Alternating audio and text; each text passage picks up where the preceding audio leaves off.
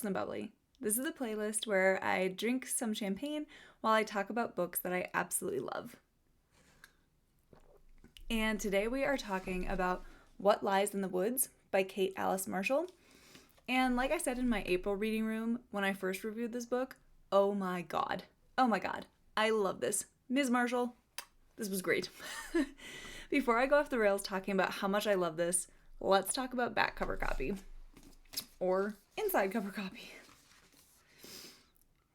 Alright. They were 11 when they sent a killer to prison. They were heroes, but they were liars. Naomi Shaw used to believe in magic. 22 years ago, she and her two best friends, Cassidy and Olivia, spent the summer roaming the woods, imagining a world of ceremony and wonder, the Goddess Game.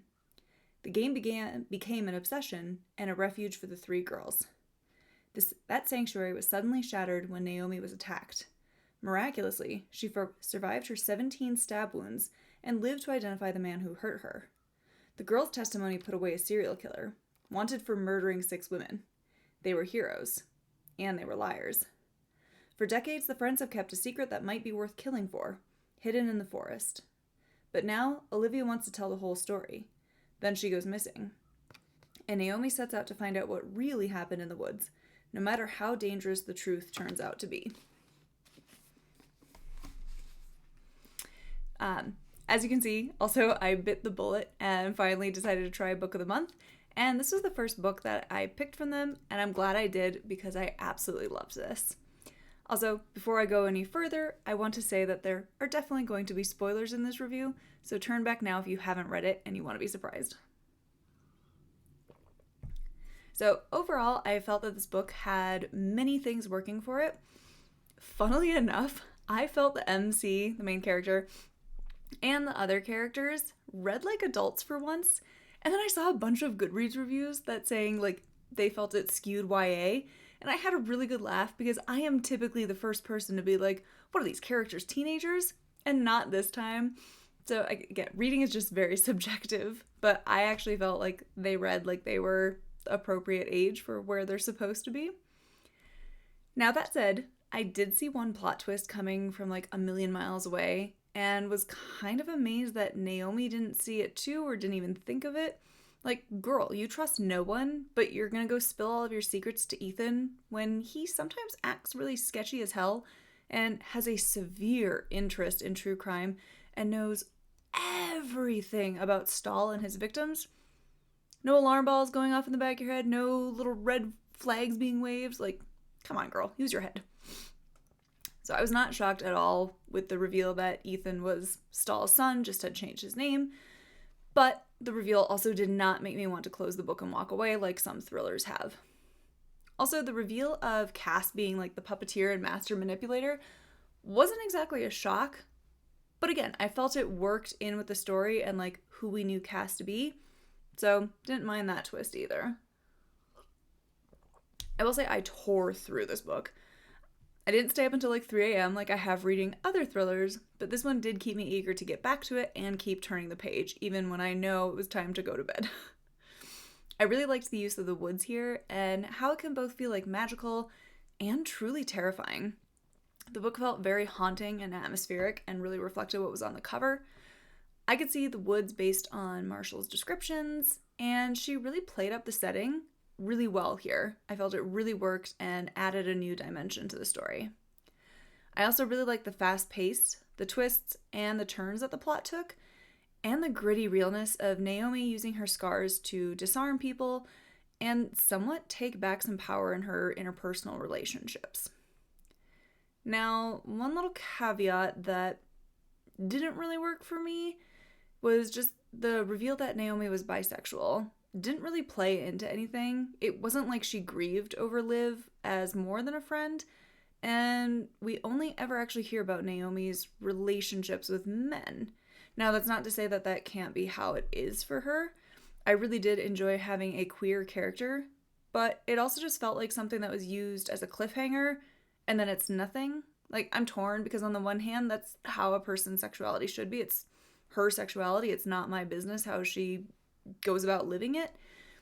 But again, it felt like this reveal that doesn't reveal much else nor impact the story besides it just being there. But I also don't know. I am probably not the best person to talk about that aspect either. Another thing that felt somewhat off to me, the more I think about it, is the misdirects with Oscar. Like, were those just thrown in for fun? Like, I get we're supposed to think, ooh, it's obviously him. And he acts really aggressive, but then he's kind of never held, he's never held accountable for the consequences of his actions. So, I don't know. It felt weird. I would have rather have seen, like, something else happen to Oscar, or him try to validate himself or prove himself to be a better person than he comes off. I also have to ask, how did Liv stay friends with Naomi for that long? Especially since we are told at the beginning that Liv is very needy. She calls all the time. She needs a lot of reassurance. How did she not crack and tell Naomi something? Or why didn't she ask Naomi about the underworld if that's where she thinks she went? We find out later that it was Liv who stabbed Naomi first when they were children because she thought she was going to send Naomi to the underworld to appease the goddess. But then kind of stops, and then Cass takes over. So it just, I don't know. How was that not brought up a little bit sooner? I mean, I get it because obviously the book wouldn't have happened if it had, but you know what I mean.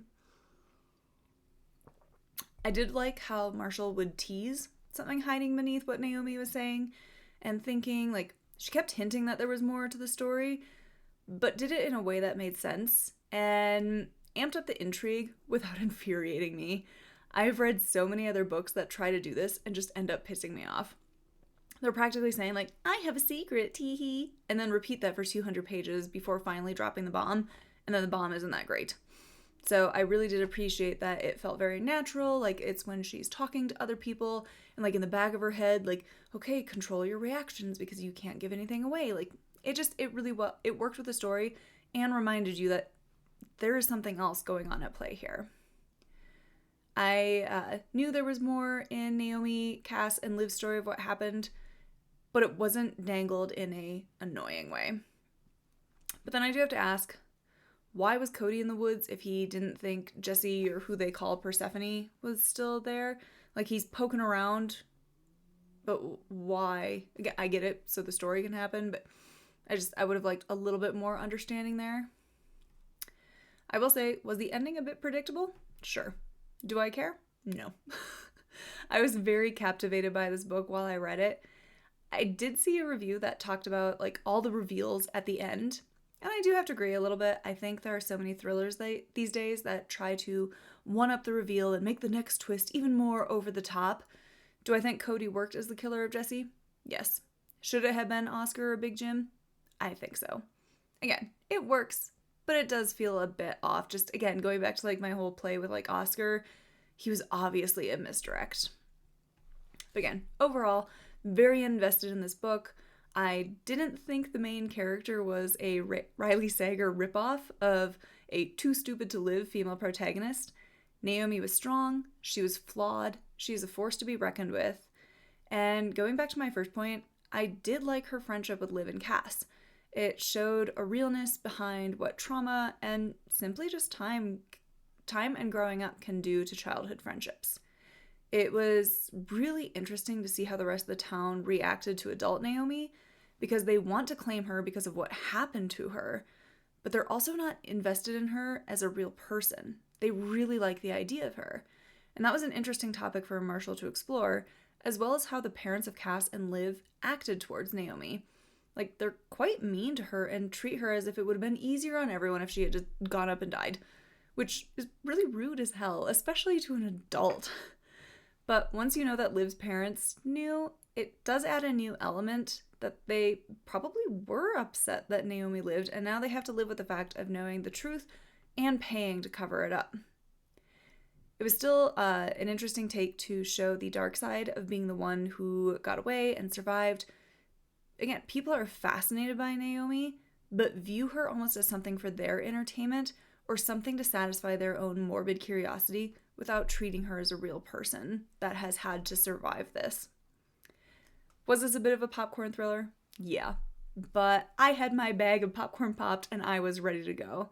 This was very readable and very well paced for a thriller. Very happy that I picked this and read it.